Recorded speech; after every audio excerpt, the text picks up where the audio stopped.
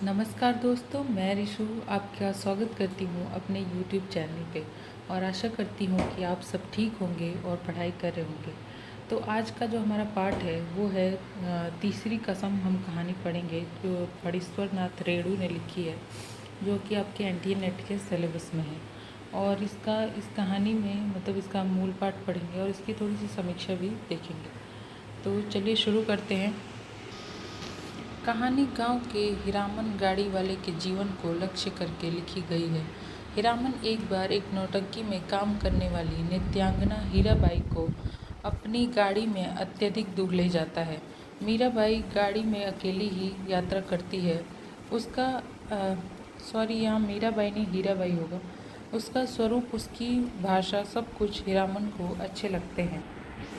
पात्र और चरित्र चित्रण। फणीश्वर नाथ रेणु की कहानी तीसरी कसम उर्फ मारे गए गुलफाम। एक्चुअली ये भी क्वेश्चन पूछा जाता है कि तीसरी कसम मतलब को कहानी को उसका एक और नाम क्या है। जैसे मारे गए गुलफाम, उसका पहले यही नाम रखा गया था, उसके बाद उसको तीसरी कसम कहानी में मतलब वो किया गया। तो मतलब ये क्वेश्चन पूछा जाता है, तो आप लोग इसको ध्यान रखिएगा। कहानी में हीरामन और हीराबाई प्रमुख पात्र हैं। इनके अतिरिक्त धुनीराम, पलटदास, लालमोहर गाड़ीवान हैं। हीरामन की भाभी और भाई का भी चरित्र चित्रण किया गया है। हीरामन गाड़ीवान है। तो चलिए अब मूल कहानी शुरू करते हैं। हीरामन गाड़ीवान की पीठ में गुदगुदी लगती है। पिछले 20 साल से गाड़ी हाँकता है। हीरामन बैलगाड़ी सीमा के उस पार मोरंग राज नेपाल से धान और लकड़ी ढो चुका है। कंट्रोल के ज़माने में चोर बाजारी का माल इस पार से उस पार पहुंचाया है, लेकिन कभी तो ऐसी गुदगुदी नहीं लगी पीठ में। कंट्रोल का ज़माना हीरामन कभी भूल सकता है उस ज़माने को? एक बार 4 खेप सीमेंट और कपड़े की गांठों से भरी गाड़ी जोगबानी में विराटनगर पहुंचने के बाद हीरामन का कलेजा पुख्ता हो गया था। फारबिसगंज का हर चोर व्यापारी उसको पक्का गाड़ीवान मानता। उसके बैलों की बड़ाई बड़ी गद्दी के बड़े सेठ जी खुद करते अपनी भाषा में। गाड़ी पकड़ी गई 5वीं बार सीमा के इस पार तराई में। महाजन का मुनीब उसी की गाड़ी पर गांठों के बीच चुक्की मुक्की लगाकर छिपा हुआ था। दरोगा साहब की 1.5 हाथ लंबी चोर बत्ती की रोशनी कितनी तेज होती है हीरामन जानता है। 1 घंटे के लिए आदमी अंधा हो जाता है। एक छटक भी पड़ जाए आंखों पर। रोशनी के साथ कड़कती हुई आवाज़, गाड़ी रोको साले, गोली मार देंगे। 20 गाड़ियों एक साथ कचकचा कर रुक गई। हीरामन ने पहले ही कहा था यह 20 बिसावेगा। दरोगा साहब उसकी गाड़ी में दुबके हुए मुनीब जी पर रोशनी डालकर पिशाची हंसी हंसे। हा हा हा। मुनीब जी, ये साला गाड़ीवान, मुंह क्या देखता है? अरे कंबल हटाओ इस बोरे के मुंह पर से। हाथ की छोटी लाठी से मुनीम जी के पेट में खोचा मारते हुए कहा था, इस बोरे को साला। ये इसमें ऐसे शब्द इसलिए दिए गए, शायद इसको, इस कहानी को सजीवता देने के लिए इसमें ऐसे शब्द दिए गए हैं। तो मैं थोड़ा पढ़ने में थोड़ा सहज महसूस कर रही हूँ, तो आप लोग थोड़ा नज़रअंदाज कीजिएगा। बहुत पुरानी अखज अदावत होगी दरोगा साहब और मुनीम जी में, नहीं तो उतना रुपया कबूलने पर भी पुलिस दरोगा का मन न डोले भला। 4000 तो गाड़ी पर बैठा ही दे रहा है। लाठी से दूसरी बार खोचा मारा दरोगा ने। 5000 फिर खोचा। उतरो पहले। मुनीम को गाड़ी से नीचे उतारकर दरोगा ने उसकी आंखों पर रोशनी डाल दी। फिर 2 सिपाहियों के साथ सड़क के 20-25 रस्सी दूर झाड़ी के पास ले गए। गाड़ीवान और गाड़ियों पर 5-5 बंदूक वाले सिपाहियों का पहरा। हीरामन समझ गया, इस बार निस्तार नहीं, जेल। हीरामन को जेल का डर नहीं, लेकिन उसके बैल न जाने कितने दिनों तक बिना चारा पानी के सरकारी फाटक में पड़े रहेंगे, भूखे प्यासे, फिर नीलाम हो जाएंगे। भैया और भौजी को वह मुंह नहीं दिखा सकेगा कभी। नीलाम की बोली उसके कानों के पास गूंज गई। 1 2 3। दरोगा और मुनीम में बात पट नहीं रही थी शायद। हीरामन की गाड़ी के पास तैनात सिपाही ने अपनी भाषा में दूसरे सिपाही से धीमी आवाज़ में पूछा, का हो, मामला गोल हो कि का? फिर खैनी तंबाकू देने के बहाने उस सिपाही के पास चला गया। 1 2 3 3 4 गाड़ियाँ की आड़ हीरामन ने फैसला कर लिया। उसने धीरे से अपने बैलों के गले की रस्सियाँ खोल दी। गाड़ी पर बैठे बैठे दोनों को जुड़वा बांध दिया।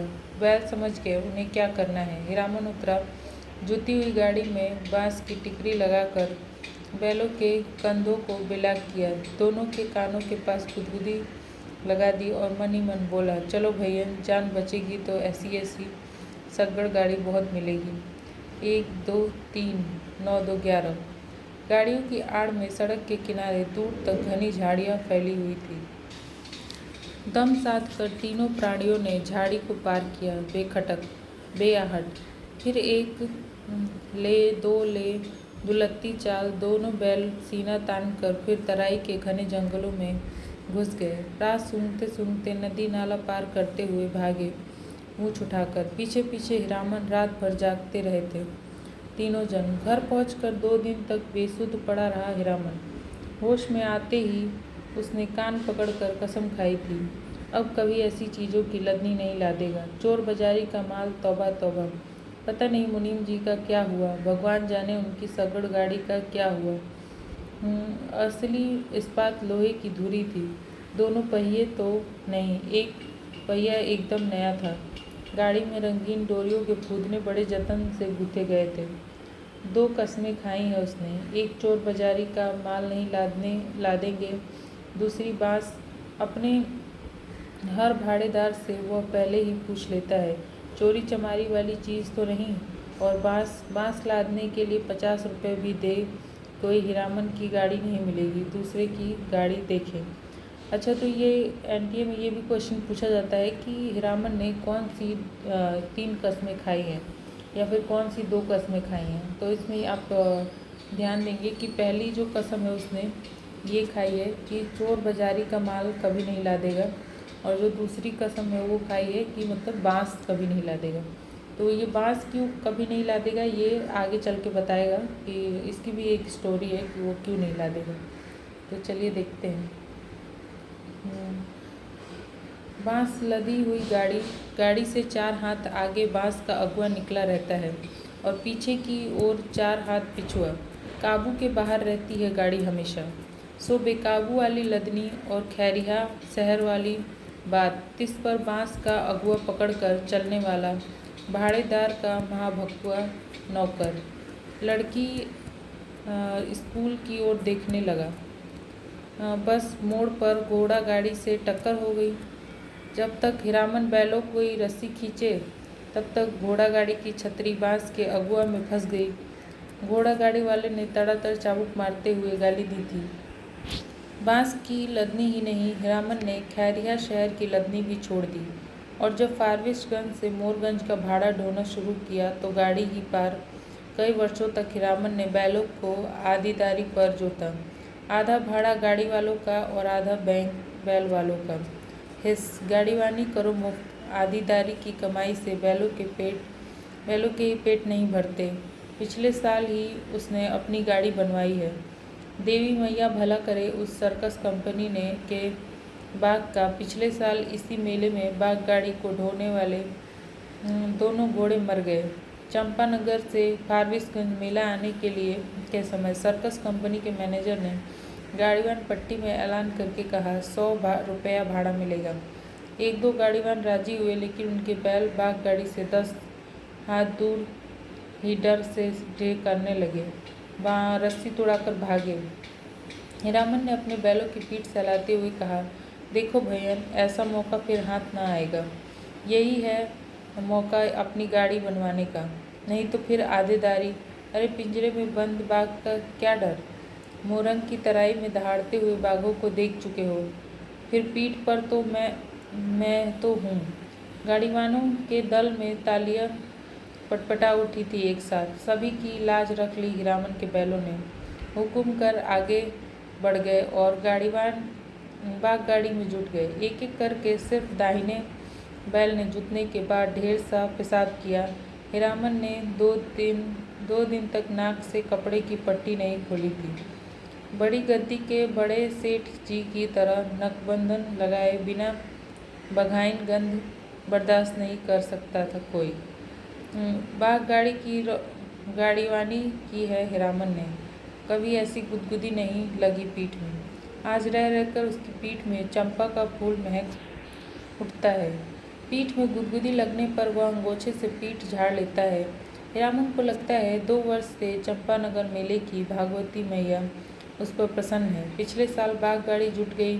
नगद 100 रुपये भाड़े के अलावा बुताद, चाह बिस्कुट और रास्ते भर बंदर भालू और जोकर का तमाशा देखा सो फोकट में।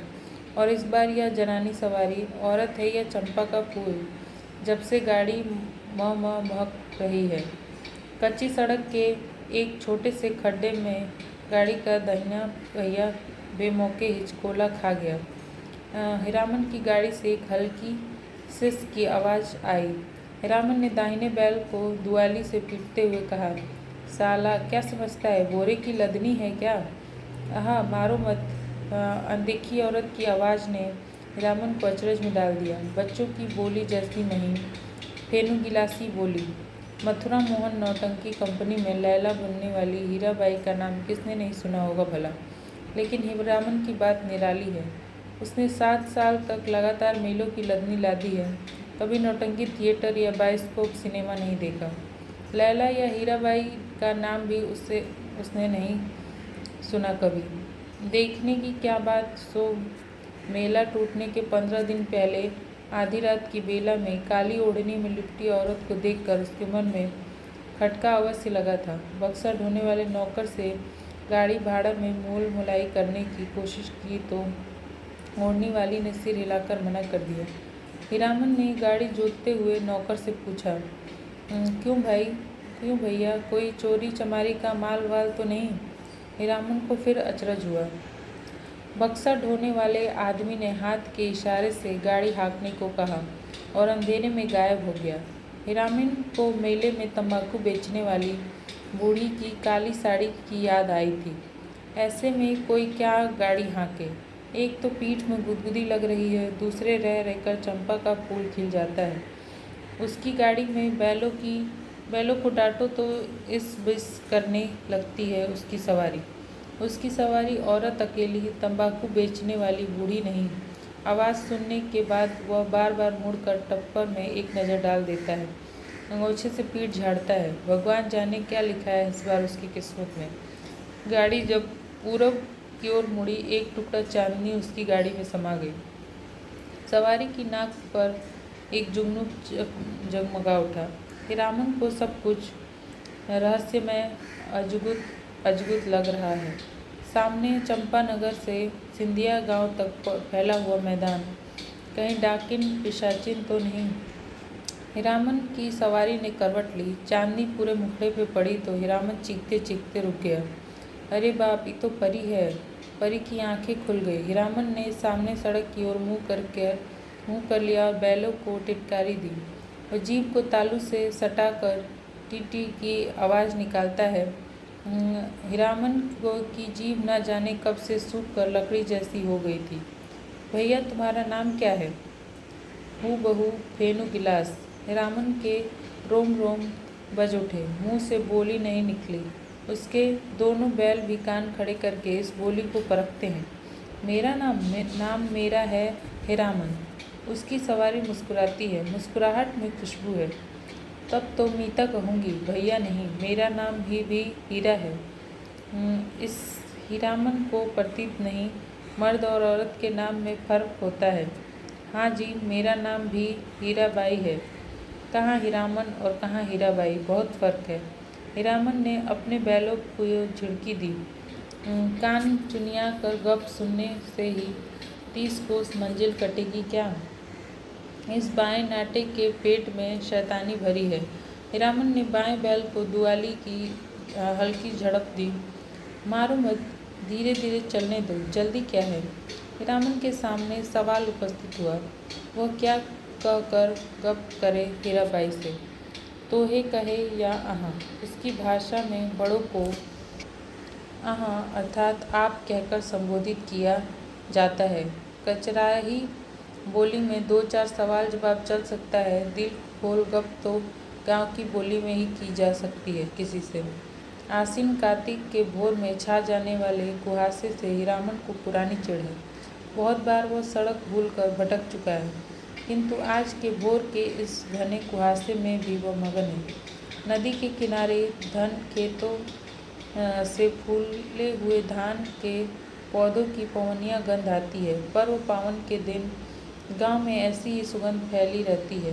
उसकी गाड़ी में फिर चंपा का फूल खिला। उस फूल में एक परी बैठी है। जय भगवती। हीरामन ने आँख की कनखियों से देखा। उसकी सवारी मीता हीराबाई की आंखें गुजुर गुजुर उसको घेर रही है। हीरामन के हेर मतलब देख रही है या खोज रही है। हीरामन के मन में कोई अजानी रागिनी बज उठी। सारी देह से सिरा रही है। बोला, बैल को मारते हैं तो आपको बहुत बुरा लगता है। हीराबाई ने परख लिया, हीरामन सचमुच हीरा है। 40 साल का हट्टा कट्टा काला कलूटा देहाती नौजवान अपनी गाड़ी और अपने बैलों के सिवाय दुनिया की किसी और बात में विशेष दिलचस्पी नहीं लेता। घर में बड़ा भाई है, खेती करता है, बाल बच्चे वाला आदमी है। हीरामन भाई से बढ़कर भाभी की इज्जत करता है, भाभी से डरता भी है। हीरामन की भी शादी हुई थी। बचपन में ही गौने के पहले ही दुल्हनिया मर गई। हीरामन को अपनी दुल्हनिया का चेहरा याद नहीं। दूसरी शादी न करने के अनेक कारण हैं।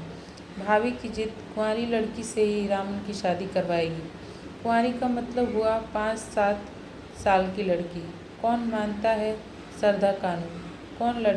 कोई लड़की दो ब्याहू को अपनी गरज में पड़ने पर ही दे सकता है। भाभी उसकी 3 शर्त करके बैठी है सो बैठी है। भाभी के आगे भैया की भी नहीं चलती। अब हीरामन ने तय कर लिया है, शादी नहीं करेगा। कौन भलाए मोल लेने जाए? ब्याह करके फिर गाड़ीवानी को क्या करेगा कोई? और सब कुछ छूट जाए, गाड़ीवानी नहीं छोड़ सकता हीरामन। हीराबाई ने हीरामन के जैसा निश्चल आदमी बहुत कम देखा है। पूछा, आपका घर कौन जिला में पड़ता है? कानपुर नाम सुनते ही जो उसकी हंसी छूटी तो बैल भड़क उठे। हीरामन हंसते समय सिर नीचा कर लेता है। हंसी बंद होने पर उसने कहा, वाह रे कानपुर, तब तो नागपुर भी होगा। और जब हीराबाई ने कहा कि नागपुर भी है तो वह हंसते हंसते दोहरा हो गया। वाह रे दुनिया, क्या क्या नाम होता है, कानपुर, नागपुर। हीरामन ने हीराबाई के कान के फूल को गौर से देखा। नाक की नकछवी के नग देखकर शिहर उठा। लहू की बूंद। हीरामन ने हीराबाई का नाम नहीं सुना कभी। नौटंकी कंपनी की औरत को वह बाई जी नहीं समझता है। कंपनी में काम करने वाली औरत को वह देख चुका है। सर्कस कंपनी की मालकिन अपनी दोनों जवान बेटियों के साथ बाग गाड़ी के पास आती थी। बाग को चारा पानी देती थी, प्यार भी करती थी खूब। हीरामन के बैलों को भी डबल रोटी बिस्कुट खिलाया था बड़ी बेटी ने। हीरामन होशियार है। कुहासा छटते ही अपनी चादर से टप्पर में पर्दा कर दिया। बस 2 घंटा, उसके बाद रास्ता चलना मुश्किल है। कार्तिक की सुबह की धूल आप बर्दाश्त न कर सकिएगा। कजरी नदी के किनारे तेगछिया के पास गाड़ी लगा देंगे। दोपहरिया काट कर सामने से आती हुई गाड़ी को दूर से ही देखकर वह सतर्क हो गया। लीक और बैलों पर ध्यान लगाकर बैठ गया। राह काटते हुए गाड़ीवान ने पूछा, मेला टूट रहा है क्या भाई? हीरामन ने जवाब दिया, वह मेले की बात नहीं जानता। उसकी गाड़ी पर बिदागी नैहर या ससुराल जाती हुई लड़की है। न जाने किस गांव का नाम बता दिया हीरामन ने। छत्तापुर पचीरा कहाँ है? कहीं हो, यह लेकर आप क्या करिएगा? हीरामन अपनी चतुराई पर हंसा। पर्दा डाल देने पर भी पीठ में गुदगुदी लगती है। हीरामन पर्दे के छेद से देखता है, हीराबाई एक दिया सलाई की डिब्बी के बराबर आईने में अपनी दांत देख रही है। मदनपुर मेले में एक बार बैलों को नन्ही चित्ती कौड़ियों की माला खरीद दी थी। हीरामन ने छोटी छोटी नन्ही नन्ही कौड़ियों की पात। तेगछिया के तीनों पेड़ दूर से ही दिखलाई पड़ते हैं। हीरामन ने पर्दे को जरा सरकाते हुए कहा, देखिए यही है तेगछिया। 2 पेड़ जटामासी बड़ हैं और एक उस फूल का क्या नाम है? उसके कुर्ते पर जैसा फूल छपा हुआ है वैसा ही खूब महकता है। 2 कोस दूर तक गंध आती है। उस फूल को खमीरा तंबाकू में डालकर पीते भी हैं लोग। और उस अमराई की आड़ से कई मकान दिखाई पड़ते हैं। वहाँ कोई गांव है या मंदिर? हीरामन ने बीड़ी सुलगाने के पहले पूछा। बीड़ी पिए? आपको गंध तो नहीं लगेगी? वही है, नाम लगर ड्योढ़ी। जिस राजा के मेले से हम लोग आ रहे हैं उसी का दियाद गोतिया है। जा रे जमाना। तो ये वीडियो मैं अभी यहीं पे समाप्त कर रही हूँ क्योंकि ये वीडियो ऑलरेडी बहुत लंबी हो चुकी है। तो आगे की जो कहानी है उसको हम कल पढ़ेंगे। और आपको ये कहानी कैसी लग रही है तो आप कमेंट करके बताइए। अच्छी लगती है तो आप प्लीज़ मेरे चैनल को लाइक और सब्सक्राइब करिए और शेयर करिए। Thank you.